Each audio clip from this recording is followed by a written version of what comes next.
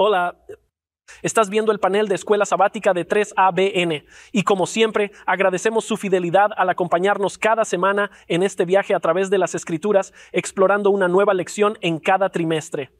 Y por supuesto este trimestre del 2024, primer trimestre, estamos hablando del libro de los Salmos. Estamos avanzando en un estudio profundo de los Salmos y les digo que he aprendido mucho y he sido bendecido con este estudio. Antes de continuar, quiero recordarles a todos que si están interesados en tener una copia de cada lección de los panelistas, esas son las notas de estudio de nuestra lección. Lo ponemos a su disposición.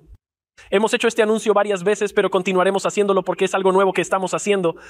Y quiero mencionar que a veces, mientras escuchas el panel de Escuela Sabática de 3ABN, descubrirás que a veces nosotros, como individuos, estudiantes de la palabra, te dejaremos parte del contenido para que lo estudies y leas de la lección usted mismo. Pero entonces Dios nos dará alguna idea que también sentimos que debe ser compartida o que queremos compartir. ¿Son algunas cosas adicionales que tal vez no estén directamente en la lección? Entonces, si obtiene una copia de nuestras notas y se ve un poco diferente a la lección de estudio en sí, está bien. Es solo más información y más material de estudio hermoso que también tendrás para tus lecciones. Entonces, ¿cómo se consigue eso? Si quieres las lecciones, envíanos un correo electrónico a ssp@3abn.org. Nuevamente, el correo electrónico es ssp@3abn.org. ¿Quiénes son nuestros panelistas? Tenemos a la señorita Shelley Quinn. Estoy emocionada de unirme al panel y la lección del lunes es Enséñanos a contar nuestros días. Amén. Y a su izquierda tenemos al pastor James Rafferty. Es bueno estar aquí, Ryan. Tengo la lección del martes y se titula La prueba del Señor. Amén. Está bien. Y luego, por supuesto, para la lección del miércoles, el pastor Johnny Densey. Es una bendición estar aquí también. Y tengo el miércoles el engaño del mal camino. Maravilloso. Y por supuesto, por último, pero no menos importante, el profesor Daniel Perrin. Sí, tengo la lección del jueves que nos lleva al final, bendiciones de una vida recta. Está bien. Maravilloso. Estoy entusiasmado con esto. Por cierto, mi nombre es Ryan Day y cubriré la lección del domingo que se titula En mi corazón he guardado tus dichos. Y entonces, antes de continuar, creo que definitivamente deberíamos tener una palabra de oración y luego sumergirnos directamente en nuestro estudio.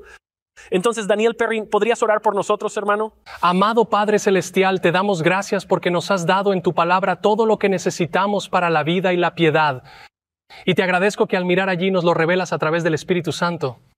Guía nuestros pensamientos, guía nuestras palabras, guía nuestro estudio y luego guíanos al cielo contigo. En el nombre de Jesús oramos. Amén. Sabes, normalmente me pongo a leer, especialmente cuando soy anfitrión. Me gusta cubrir los mensajes del sábado por la tarde allí porque ayuda a establecer una base realmente clara. Pero había tantas cosas en la lección del domingo que en realidad voy a saltarme la lectura de la escuela sabática o la lección del sábado por la tarde y quiero que los anime a leer eso en casa. Nuestro texto para memorizar para esta semana proviene del Salmo 90 y versículo 12. Por supuesto, esto está citado en la nueva versión King James. Dice, enséñanos pues a contar nuestros días para que adquiramos un corazón sabio. Y por supuesto, la lección del domingo, como dije antes, se titula En mi corazón he guardado tus dichos. Y por supuesto, esto está tomado directamente del Salmo 119, versículo 11. Y ahí es donde comenzaremos nuestro viaje hoy. Voy a comenzar a leer en el versículo 1 del Salmo 119. Y para comenzar esta lectura, la pregunta que plantea la lección aquí es, ¿cómo debemos guardar los mandamientos de Dios y cuáles son las bendiciones que recibimos al guardarlos? Ahora, tenía una sección bastante grande del 119 para leer, pero no sé si tendremos todo el tiempo, pero intentaremos cubrir todo lo que podamos. Salmo 119, comenzando con el versículo 1. Note lo que dice la Biblia. Dice, bienaventurados los inmaculados en el camino que andan en la ley del Señor. Bienaventurados los que guardan sus testimonios, los que le buscan de todo corazón. Ellos tampoco hacen iniquidad, andan en sus caminos. Tú nos has ordenado guardar diligentemente tus preceptos. Oh, si mis caminos fueran dirigidos para guardar tus estatutos, entonces no me avergonzaría cuando mirara en todos tus mandamientos. Te alabaré con rectitud de corazón cuando aprenda tus justos juicios. Guardaré tus estatutos. Oh, no me abandones del todo. Me encanta este capítulo porque David nuevamente está derramando su corazón ante el Señor y reconociendo la justicia de Dios. De hecho, es similar al título general que tendremos esta semana en la lección número 8, Sabiduría para vivir con rectitud. Y eso es exactamente lo que acerca David aquí. Se acerca y revela cómo aprovechamos o cómo nos conectamos con el carácter justo y el amor de Dios. Y me encanta lo que dice aquí en verso. Veremos dónde encontramos eso. Él dice aquí mismo en el versículo 5, oh, si mis caminos fueran encaminados a guardar tus estatutos, entonces no me avergonzaré al examinar todos tus mandamientos. Verá, cuando miramos la ley de Dios, los mandamientos no nos traen justicia. No son nuestros medios por los cuales somos salvos. Pero cuando analizamos esa hermosa y perfecta ley del amor, vemos dónde no coincidimos. Y ahí es donde David está insinuando eso. Señor, cuando lo miro me siento avergonzado, pero cuanto más te busco llegará el tiempo en que miraré tu ley y no seré avergonzado. Volvamos al versículo 9. Seguiremos leyendo hasta el versículo 16 y luego haremos algunos puntos después de eso. Entonces el versículo 9 dice, ¿cómo puede un joven limpiar su camino? Haciendo caso a tu palabra. Con todo mi corazón te he buscado. Oh, no permitas que me desvíe de tus mandamientos. Y solo quiero hacer una nota allí, el comienzo del versículo 10 allí. Con todo mi corazón te he buscado. Esa es la clave. Esa es la clave ahí mismo. Jeremías 29, versículos del 11 al 14.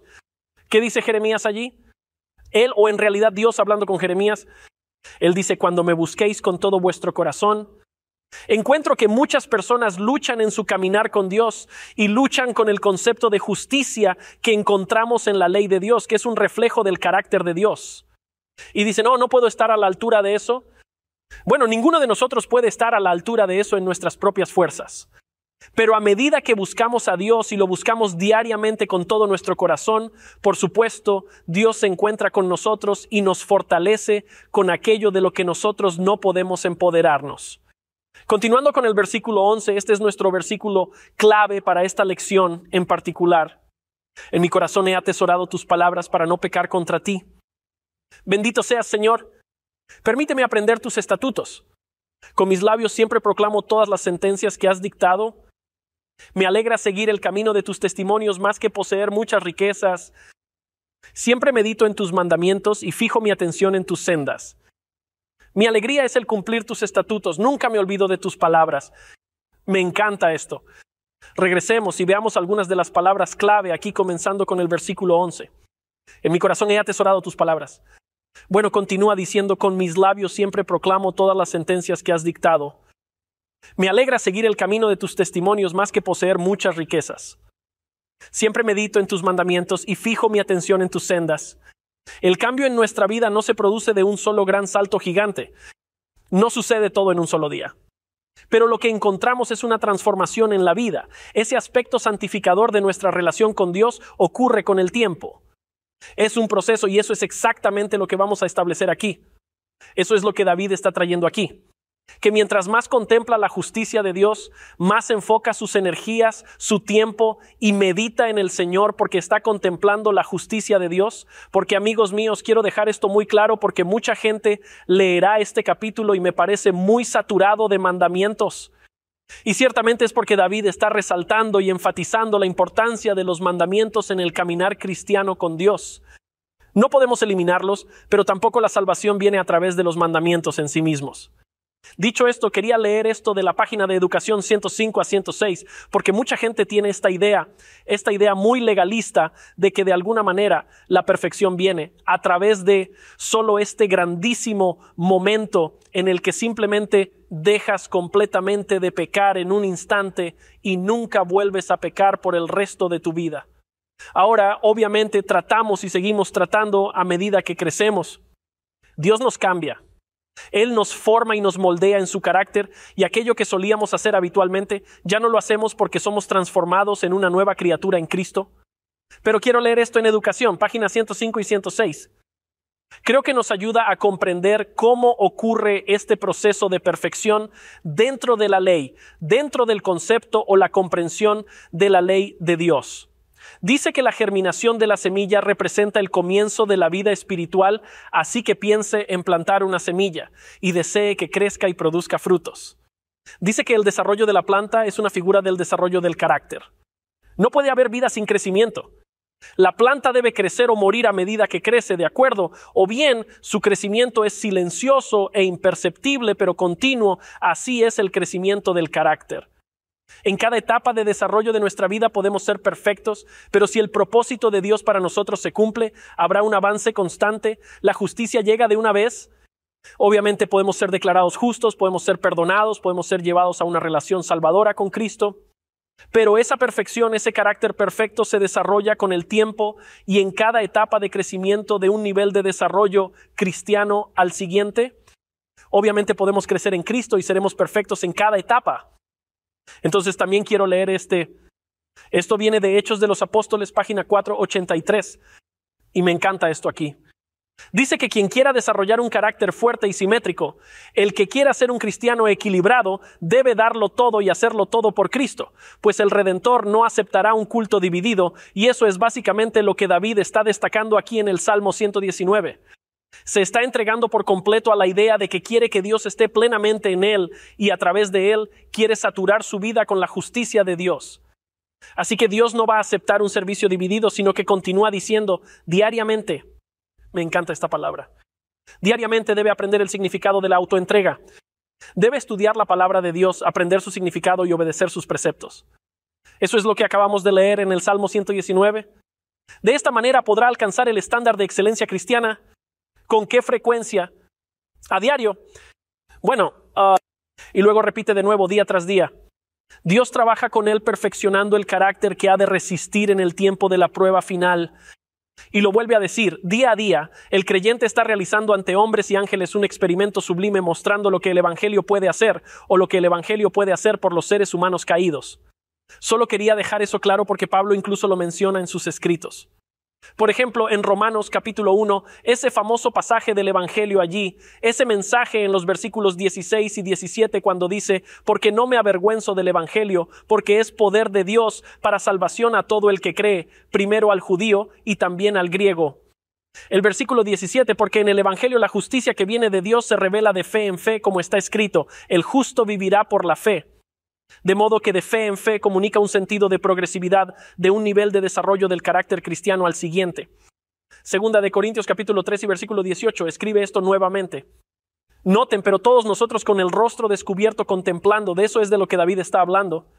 Contemplar, meditar, contemplar diariamente, contemplar como en un espejo la gloria del Señor van siendo transformados en una misma imagen. ¿Con qué frecuencia? De gloria en gloria. Entonces un sentido de progresividad tal como el Espíritu del Señor. Y luego por supuesto 2 Corintios 4:16. Me encanta esto. Él dice, por eso no desmayamos. Aunque nuestro hombre exterior se va desgastando, el interior se renueva de día en día. ¿Con qué frecuencia? Día a día. Así que nuevamente fe tras fe, gloria tras gloria, día tras día. Es un proceso. Esa es la experiencia del Evangelio. Y sí, podemos obtener la perfección. Podemos tener perfección en cada etapa de crecimiento de nuestra vida, pero por supuesto esa perfección solo llega y ese desarrollo del carácter y esa rectitud solo se pueden desarrollar en nuestra vida si estamos contemplando y meditando en el Señor y su ley y su palabra todos los días. Amén y amén. Gracias por tan excelente base, Ryan. Mi nombre es Shelley Quinn.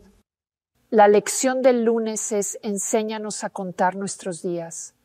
Quiero sentar una pequeña base antes de que quieras, si deseas, puedes dirigirte al Salmo 90 porque hacia allí iremos. Pero hay tantas personas nuevas en 3ABN que tal vez ni siquiera entiendan de qué estamos hablando aquí. Así que permítanme sentar una pequeña base. Esto es una cosa hermosa. En 2 de Timoteo 1:9, Pablo le escribe a Timoteo, está hablando de Dios quien nos salvó y nos llamó con santo llamado, no conforme a nuestras obras, sino según su propósito y su gracia que nos dio en Cristo Jesús antes de que empezara el tiempo. Dios siempre ha tenido este plan de salvación por gracia. Y si habla de que desde la eternidad pasada, antes de la fundación del mundo, Dios ya tenía un plan para salvarnos por gracia. Ahora, si esto ocurrió antes de que comenzara el tiempo, eso indica que el tiempo no existía como lo conocemos hasta que Dios creó la tierra. Creó un ciclo solar para establecer un año, un ciclo lunar para establecer un mes y un ciclo de 24 días que es aproximadamente el eje de las 24 horas del día. El tiempo que tarda la Tierra en girar. ¿Y luego qué pasa con la semana? Bueno, la semana no hay nada visible, esto es algo puramente espiritual. El sentido común en la historia nos dice que el séptimo día, el ciclo semanal de 7 días, es una marca de la autoridad de Dios para establecer periodos de tiempo en la tierra. Ahora esto es lo que queremos decir. Si Dios mantiene el tiempo en el cielo, lo hace de manera diferente a como lo hacemos aquí. Primera de Timoteo 6:16 dice que solo Dios tiene inmortalidad, que habita en luz inaccesible. Él es eterno. Él no tiene fin ni principio. Segunda de Pedro 3:8 dice, pero amados, no ignoréis esto. Para el Señor un día es como 1000 años y 1000 años como un día. Entonces Dios es inmortal. No tenemos inmortalidad. Somos creados. Todos tenemos el mismo problema. Fuimos creados mortales. 1600 veces se utiliza la palabra alma en la Biblia. Ni una sola vez se refiere a la inmortalidad. Así que no nos vestiremos de inmortalidad hasta la segunda venida, a la que creo que llegaremos aquí. Pero Santiago dice en Santiago 4:14, ¿qué es vuestra vida? Apenas un vapor que aparece por poco tiempo y pronto se desvanece. Si pensamos en la humanidad, el momento de nuestra vida, si miras el espectro del infinito, somos como un pequeño pinchazo en ese espectro. Esa es la duración de nuestra vida. No nos revestimos de inmortalidad. Pablo dice, hasta 1 de Corintios 15:54, y cuando esto corruptible sea vestido de incorrupción, y esto mortal sea vestido de inmortalidad al sonar la última trompeta. Así que ahora miremos el Salmo 90. Esta es una oración de Moisés, el hombre de Dios, y queremos ver qué tiene que decirnos Moisés. Salmo 90, versículo 1. Señor, tú has sido nuestro refugio de generación en generación. Antes que naciesen los montes y formases la tierra y el mundo, desde la eternidad y por la eternidad, tú eres Dios. Así que está colocando el predicamento humano en el contexto del cuidado de Dios por su pueblo del pacto. Y yo diría que a todas las personas de su creación, la palabra hebrea para morada es Maón, y retrata al Señor como un albergue, como un refugio. Entonces, Salmo 90, versículo 4. Porque 1000 años ante tus ojos son como el día de ayer, suena como lo que dijo Peter. Sí, pero Moisés añade como una vigilia de la noche. Una guardia nocturna solo duraba de 3 a 4 horas. Luego el versículo 5, Salmo 90, versículo 5. Tú arrebatas al hombre y es como un sueño, como la hierba de la mañana. En la mañana florece y crece, y a la tarde es cortada y se seca. Te lo digo, cuanto más viejo te haces, más rápido te das cuenta de cómo ha pasado el tiempo. Salmo 90, versículo 8. Saltemos al 9, versículo 8. Pusiste nuestras maldades ante ti, nuestros pecados ocultos, a la luz de tu rostro. Pero mire lo que dice el versículo 11. ¿Quién conoce el poder de tu ira y tu enojo como los que te veneran? Podrías ver esto de dos maneras. Podríamos decir, oh Señor, el poder de tu ira, pero en realidad implica que nadie ha experimentado todavía la ira total de Dios. Ese Dios es un Dios misericordioso. Él no va a hacer lo que quiere para salvarte más de lo que tú quieres ser salvo. Así lo voy a decir. Él está buscando que te arrepientas para poder otorgarte misericordia. Entonces, Salmo 90, versículo 12, aquí está nuestro versículo. Enséñanos de tal modo a contar nuestros días que traigamos al corazón sabiduría. Tenemos que reconocer la brevedad de la vida. A ninguno de nosotros se nos promete ni siquiera hoy la brevedad de la vida. Los humanos están aquí hoy, nos vamos mañana. Él está diciendo, ganen un corazón de sabiduría, comprender el propósito de la vida. Dios te creó para una relación íntima de amor y para enseñarnos. Él está restaurando nuestra justicia por la fe. Él nos está preparando para la vida eterna. Entonces, la sabiduría que necesitamos, el corazón de sabiduría que necesitamos, es que debemos negarnos a vivir una vida separada de Dios. Quiero decir, ese es el resultado final. Tenemos que dejar de resistirnos a su amor. Sométete a su autoridad como nuestro Dios soberano y luego cede al Espíritu Santo. Él nos guiará. Él no solo perdona nuestros pecados y la justicia por la fe nos justifica, declarándonos inocentes. Pero luego, cuando nos introduce en una relación de pacto, Jesucristo y el Padre viven en nuestros corazones por la fe a través del Espíritu Santo. Eso es lo que nos dice Efesios 3, 16 al 20, que Él es capaz de hacer mucho, mucho más allá de cualquier cosa que podamos pedir o pensar. Él infunde su justicia en nosotros y luego podemos hacer todas las cosas en Cristo Jesús, quien nos fortalece cuando nos rendimos al Espíritu Santo. Salmo 90 y versículo 17. Descanse la bondad del Eterno nuestro Dios sobre nosotros. Confirma la obra de nuestras manos. La obra de nuestras manos confirma.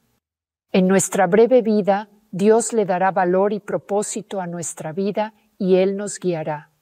Nosotros caminamos en lealtad a Él. La obediencia motivada por el amor. La obediencia no nos salva. Solo Dios puede salvarnos. Pero luego Él nos llama a esta relación. Él espera que caminemos en obediencia. Escucha esto. Salmo 103, versículo 14 al 18. Él conoce nuestra condición, se acuerda que somos polvo. Como la hierba son los días del hombre, florece como la flor del campo, que apenas pasa el viento por ella, perece y su lugar no se conoce más. Pero el amor del Señor es desde la eternidad y por la eternidad sobre los que lo reverencian, y su justicia sobre los hijos de los hijos, sobre los que guardan su pacto y se acuerdan de obedecer sus mandamientos. Oh Señor, enséñanos a contar nuestros días para que podamos obtener un corazón de sabiduría, reconocer la brevedad de la vida y comprender el propósito de la vida. Arrepiéntete y acepta su voluntad para tu vida, y Él te dará una vida abundante aquí y ahora y vida eterna después. Amén. Muchas gracias por eso, Shelley. Amigos míos, no queréis ir a ningún lado. Nos tomaremos un breve descanso, pero volveremos en un rato con la lección del martes. ¿Alguna vez has deseado poder estudiar más profundamente junto a los miembros del panel de la escuela sabática de 3ABN?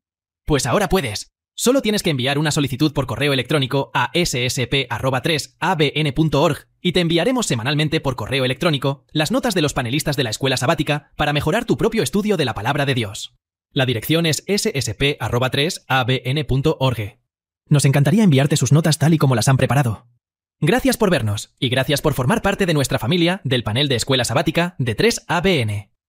Hola amigos, bienvenidos nuevamente al panel de escuela sabática de 3ABN. Pasaremos con el pastor James Rafferty para la lección del martes.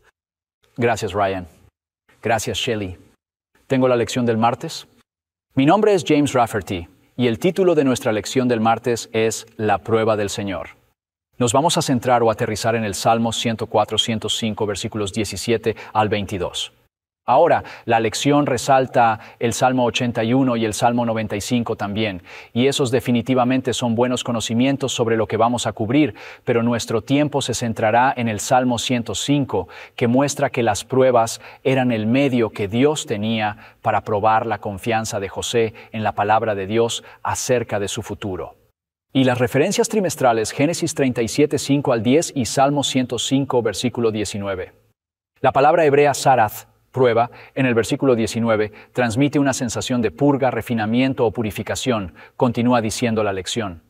Por lo tanto, el objetivo de la prueba de la fe de José por parte de Dios fue eliminar cualquier duda en la mente de José sobre la promesa de Dios y fortalecer la confianza de José en la guía de Dios. Y eso es lo que necesitamos, amigos. Necesitamos que Dios, como lo compartió Ryan, continúe este trabajo progresivo de perfeccionar nuestro carácter en cada etapa para que podamos ser completos y perfectos, para que toda duda pueda ser eliminada de nuestras mentes con respecto a las promesas de Dios y nuestra confianza en Dios. Y Dios hace eso a veces de maneras que, son desafiantes para nosotros como seres humanos. A veces no vemos el final cuando estamos en el proceso. No entendemos lo que está pasando. Y definitivamente esto es lo que ocurrió con José. Retomemos el versículo 16 del Salmo 105. Además trajo el hambre sobre la tierra y quebrantó todo sustento de pan.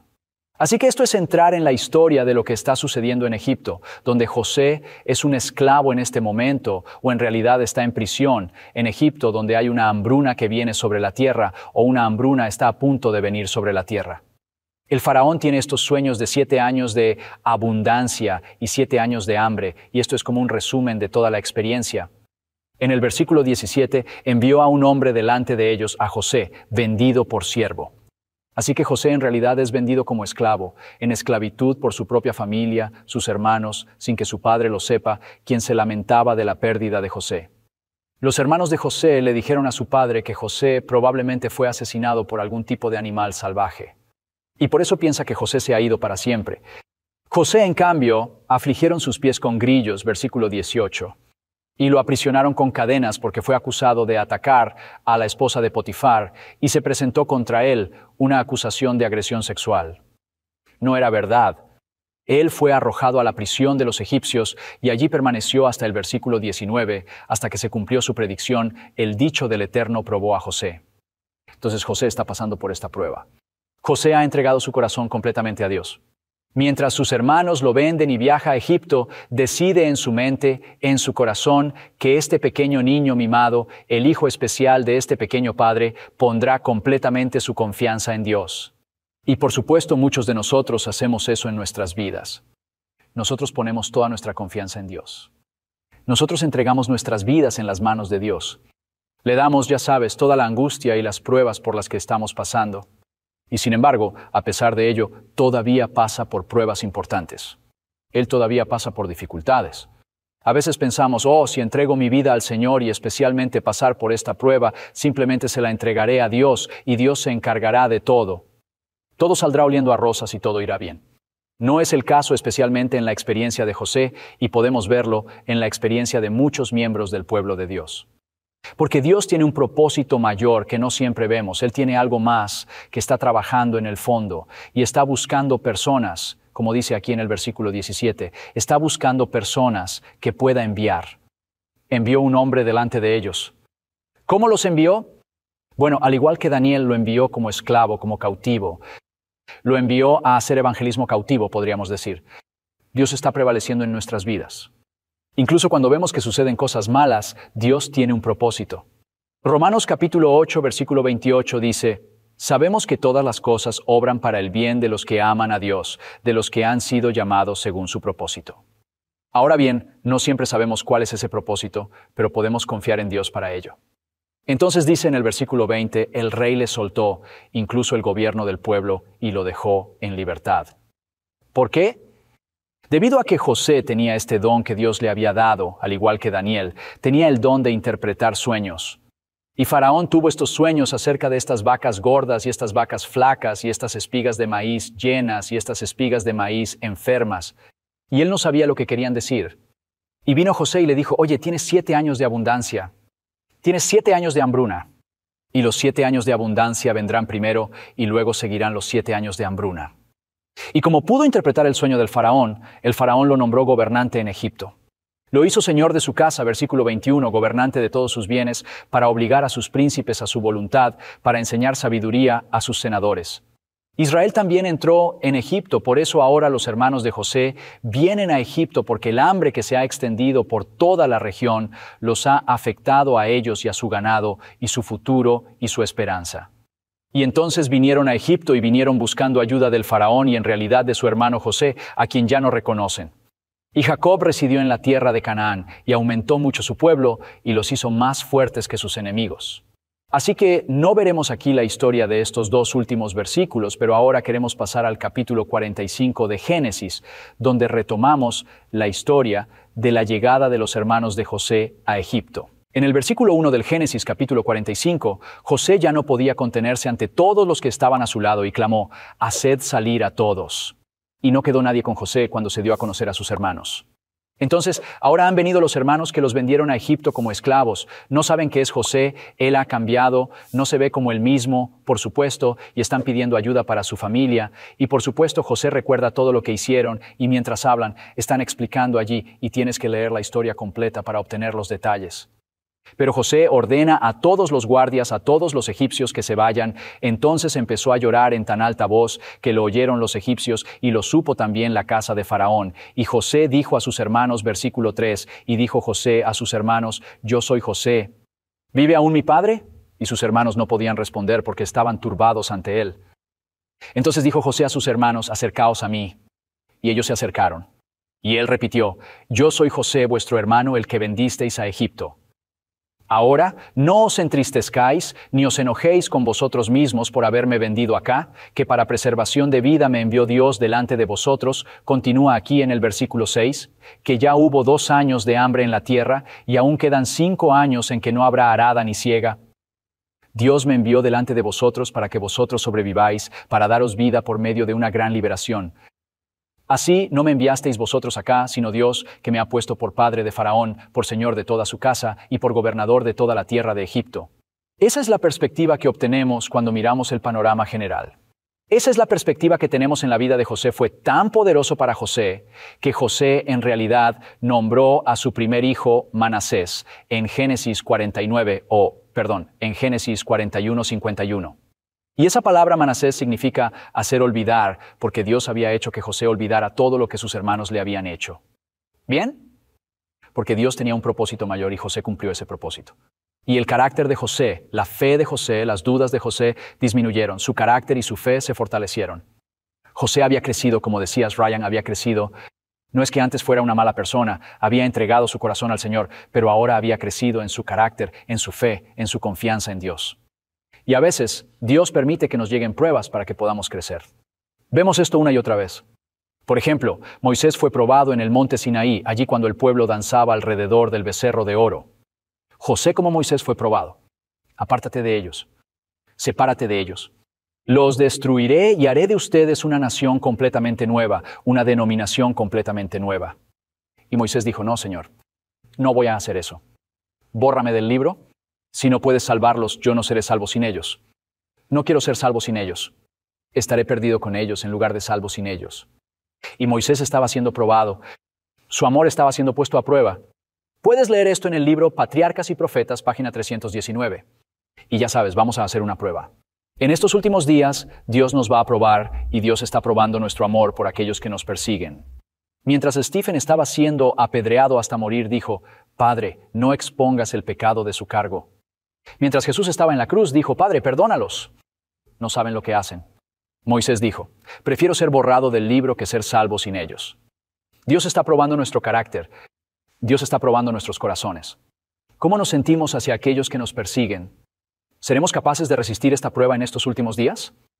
Dios nos está llamando a cantar el cántico de Moisés y a cantar el cántico del Cordero, y lo está haciendo a través de su providencia para que confiemos en Él, que confiemos en la prueba del Señor en nuestras propias vidas y salgamos reflejando el carácter de Dios de manera más plena y perfecta. Amén. Amén. Es una bendición escuchar una vez más a todos y cada uno de ustedes. Esta lección continúa con el miércoles y veremos el engaño del mal camino.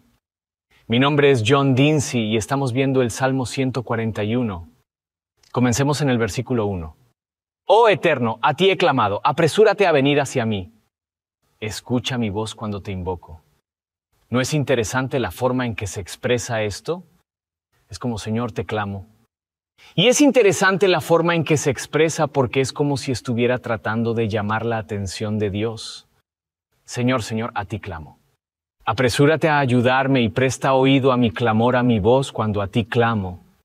Y esto es realmente lo que hay en el corazón de todos y cada uno de nosotros. Cuando nos acercamos al Señor en oración, queremos que el Señor nos escuche. Queremos que Él comprenda nuestra necesidad, nuestra dificultad, nuestro desafío y nos ayude en cualquier cosa que estemos enfrentando. Pasemos al versículo 2. Suba mi oración ante ti como el incienso, y solo estoy leyendo la primera parte porque captó mi atención. Esta palabra puesta ante ti es interesante porque puedes tener una idea de mi oración, Señor. Míralo, escúchalo, examínalo. Y es muy interesante porque la palabra hebrea significa ser firme, estable, establecido. Y miré un libro de teología del Antiguo Testamento y es interesante lo que se cita. Dice que el significado fundamental es traer algo a la existencia con la consecuencia de que su existencia es una cierta cosa establecida, preparada y lista. Así que ahí está, quiere su oración para que el Señor la mire, la escuche, la examine y vea, Señor, por favor, apresúrate a ayudarme.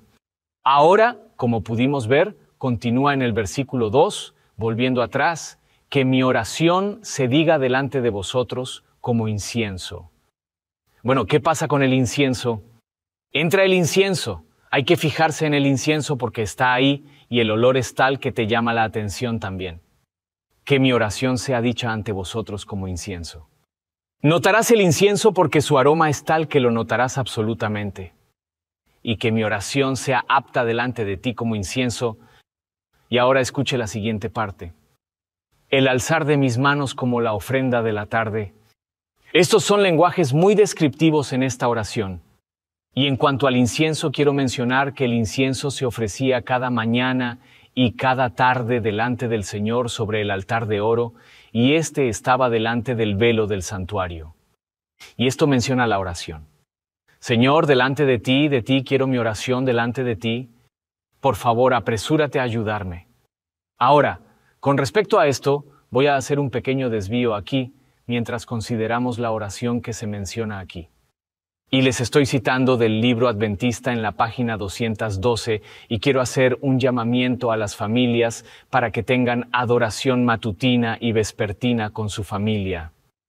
Y aquí en la página 212 observe lo que dice. El padre es en cierto sentido el sacerdote de la casa.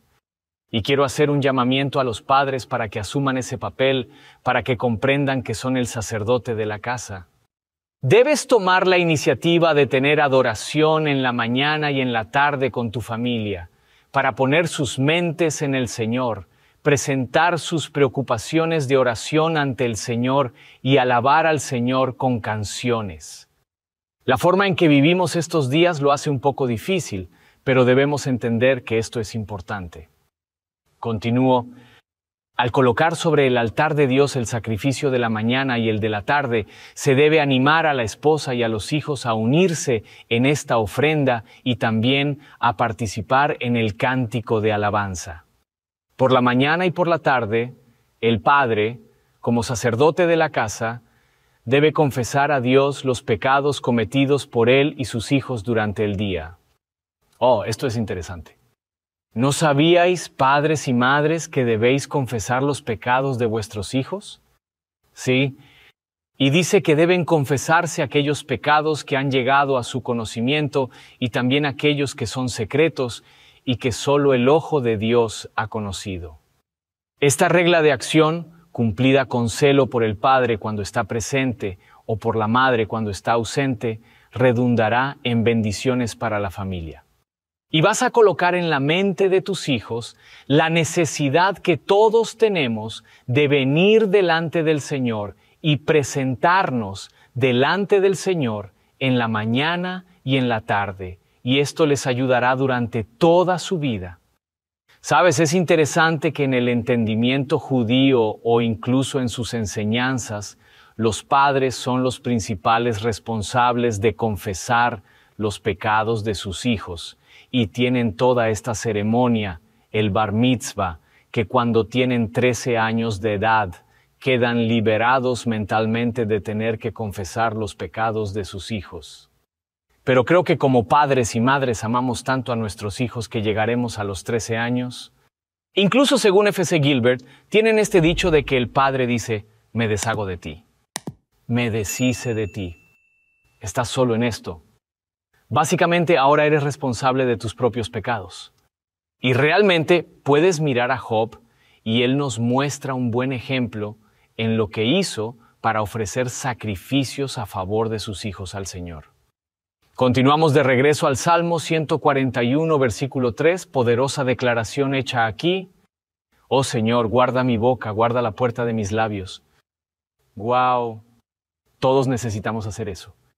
Todos debemos pedirle al Señor que ponga guardia en nuestra boca porque algunas cosas que salen de nuestra boca nunca deberían salir de nuestra boca. Vigilar la puerta de mis labios, ya sabéis, yo incluso he oído, si no fuera cristiano, ya sabéis, os haría esto y aquello. Y entonces ya lo has dicho. Ya dijiste lo que tienes en mente. Sea también nuestra oración, Señor, pon guarda a mi boca y vigila la puerta de mis labios. ¿Por qué David le pide al Señor que ponga guardia sobre su boca? Es posible que haya traído a su mente, puede que le hayan venido a la mente cosas que ha dicho que no eran aceptables ante el Señor. No eran como incienso delante del Señor, pero eran pecado. En Santiago capítulo 3, vemos en el versículo 6, algo acerca de la lengua que necesitamos traer ante vuestra memoria. La lengua es un fuego, un mundo de maldad. Se halla entre nuestros miembros y contamina todo el cuerpo, inflama el curso de la naturaleza y es inflamada por el infierno. ¡Guau! ¿Todos tenemos lengua? Y todos los días estamos diciendo cosas que, por la gracia de Dios, no deberían estar prendiendo fuego a nada en tu casa, nada en tu trabajo, nada en tu escuela, nada en tu comunidad. Ya sabes, nuestras palabras deben ser dichas con gracia, sazonadas con gracia.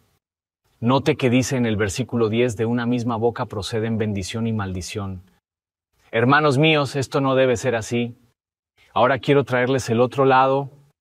En el capítulo de Proverbios, capítulo 10, versículo 20, la lengua del justo es plata escogida.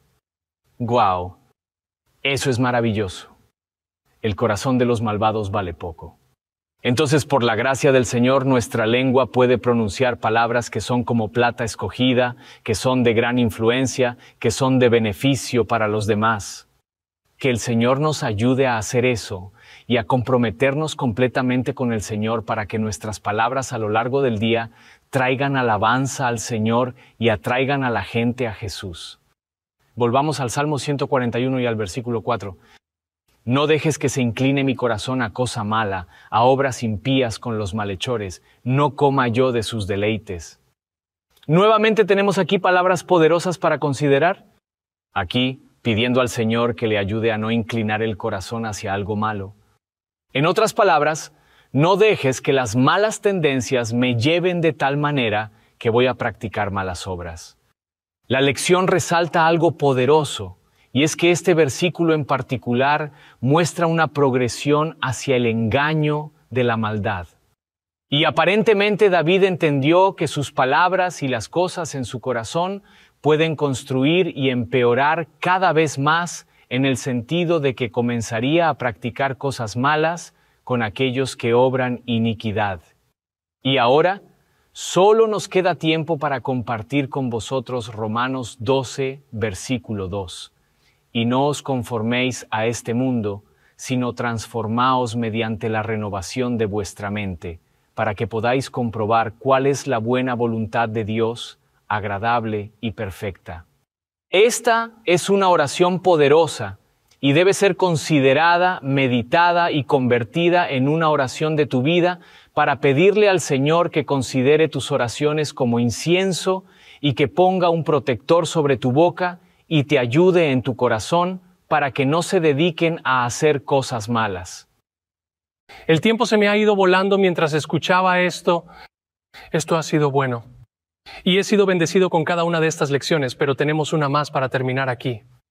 Soy Daniel Perrín y tengo la lección del jueves, Bendiciones de una vida recta.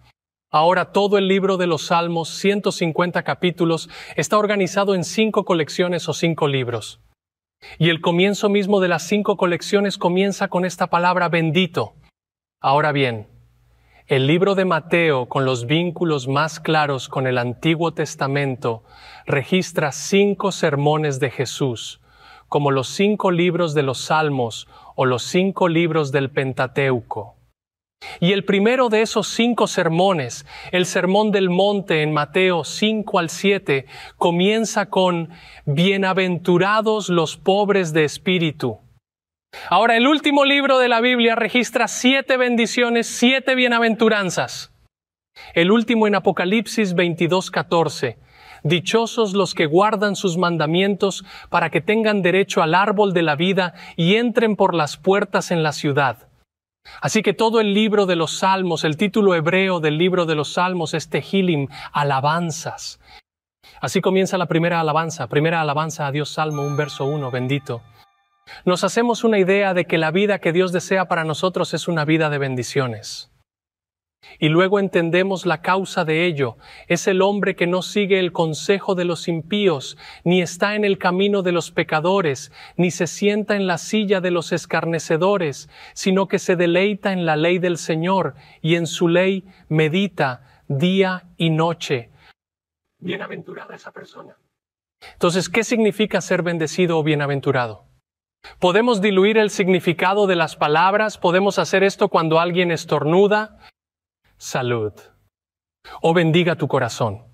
O ponemos bendiciones en tazas, jarrones, calcomanías para ventanas, almohadas y arte en las paredes. Y no hay nada de malo en eso, pero podemos perder de vista cuál es la imagen real de lo que es bendecido, de lo que es bendecido. Voy a hacer algo aquí durante unos minutos. Me centraré en algunas palabras hebreas. La palabra inglesa bendito en hebreo en realidad proviene de 2 palabras diferentes y es griego también, pero nos estamos centrando en el hebreo. Tienes a Esher y Barak. Y si tuviera una pizarra pondría a Esher aquí y todo lo relacionado con ella y a Barak aquí de este lado. Ahora Salmo 1, versículo 1.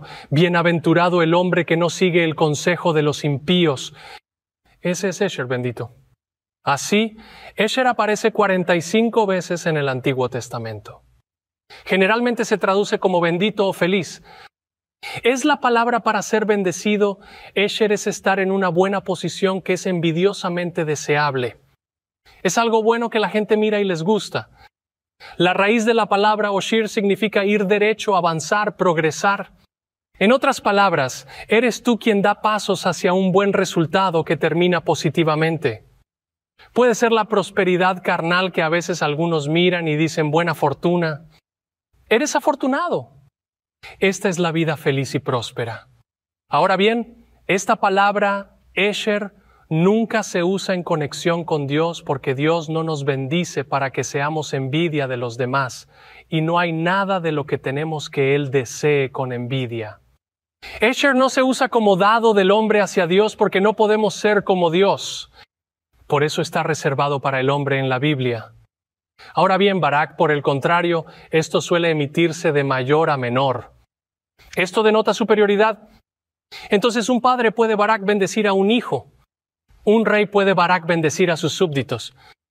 Y en este sentido el ser humano puede, como dice el Salmo 103, bendice al Señor, alma mía. No es que seamos superiores, pero estamos reconociendo la superioridad, la bienaventuranza, la bendición superior de quien es Dios. Salmo 18:46. El Señor vive. Bendito Barak. Bendita sea mi roca. Entonces, en última instancia, Dios es la fuente de todas las bendiciones de Barak. Él es la causa suprema y cualquier bendición que el hombre pueda dar es simplemente un reflejo de dónde proviene la bendición que Dios da, la bendición de Barak.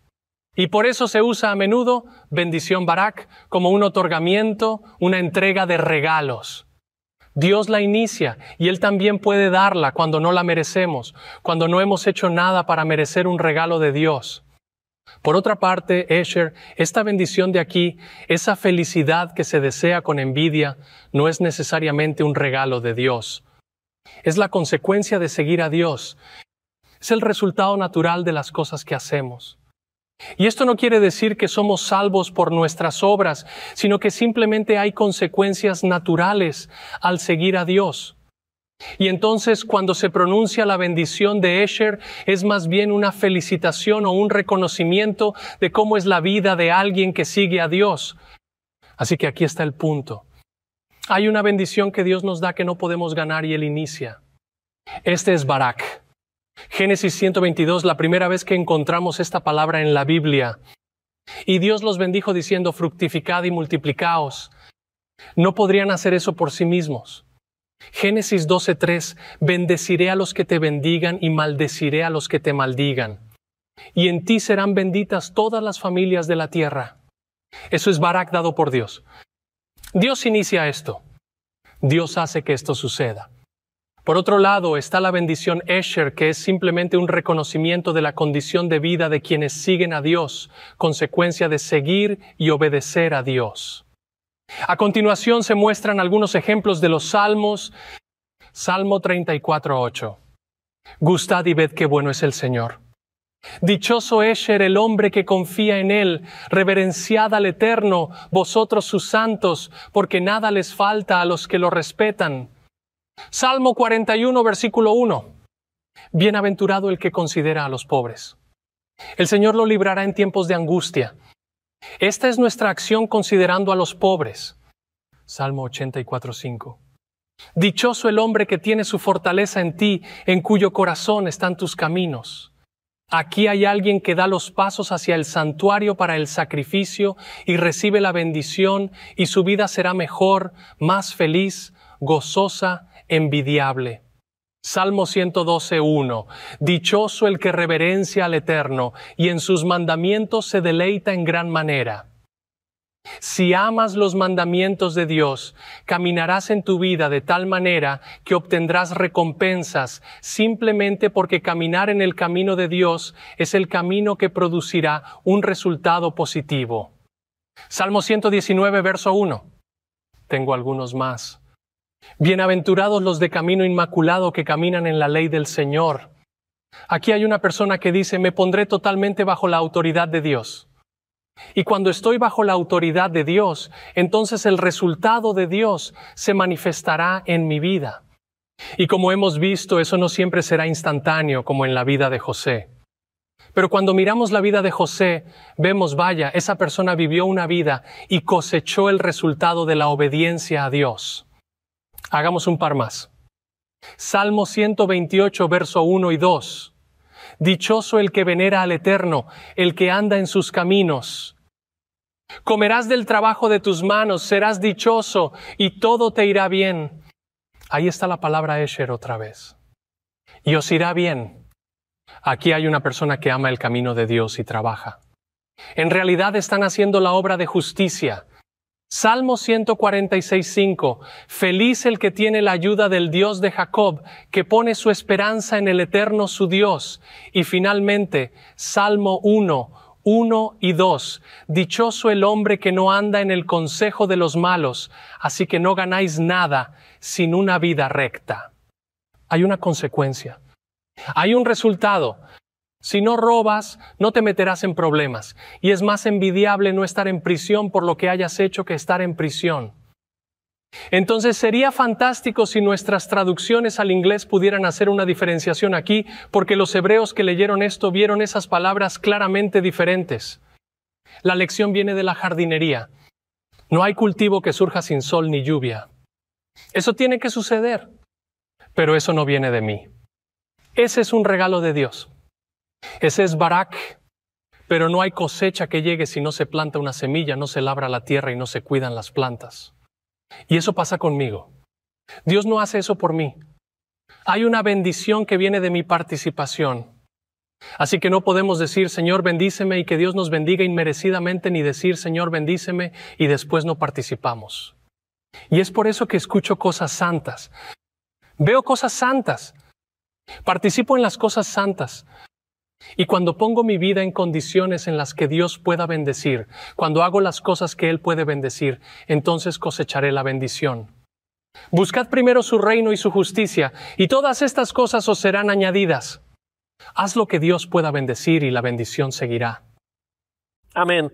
Muchas gracias, Daniel, Pastor Denzi, Pastor Rafferty y Shelley. Hagamos algunas reflexiones finales. Salmo 90, versículo 12. Enséñanos de tal modo a contar nuestros días que traigamos al corazón sabiduría. Date cuenta de lo corta que es esta vida y cuál tu herencia si estás en Cristo Jesús. Tienes una herencia guardada para ti, la vida eterna. Amén. Y así como José y Moisés fueron probados, nosotros también seremos probados testimonios para la Iglesia, volumen 5, 136. Estar en defensa de la verdad y la justicia cuando la mayoría nos abandone, pelear las batallas del Señor cuando los campeones sean pocos, esta será nuestra prueba. En este momento debemos sacar calor de la frialdad de los demás, coraje de su cobardía y lealtad de sus seres queridos. Gracias. Amén. Les leo el Salmo 141, versículo 8 al 9. A ti, oh Eterno, oh Señor, miran mis ojos. En ti he confiado, no me desampares. Guárdame de los lazos que me han tendido y de las trampas de los malhechores. Os animo a poner los ojos en el Señor, apartarlos del mundo, seguir al Señor con todo el corazón. El Salmo 37, 22 dice, los benditos de Dios heredarán la tierra. Y esta es la consecuencia final de aceptar la justicia de Cristo en nuestras vidas. Amén. Solo quiero leer Jeremías capítulo 29 y versículos del 11 al 14. Dice, solo yo sé los planes que tengo para ustedes. Son planes para su bien y no para su mal, para que tengan un futuro lleno de esperanza. Entonces ustedes me pedirán en oración que los ayude y yo atenderé sus peticiones. Cuando ustedes me busquen, me hallarán. Si me buscan de todo corazón, ustedes me hallarán. Búscalo con todo tu corazón. Eso es lo que hemos aprendido hoy. Pon tu meditación, tu contemplación, tus oraciones, tu vida en manos del Señor y crecerás en Él. ¿No querrás perderte la próxima semana? La lección número 9 se titula Bendito el que viene en el nombre del Señor.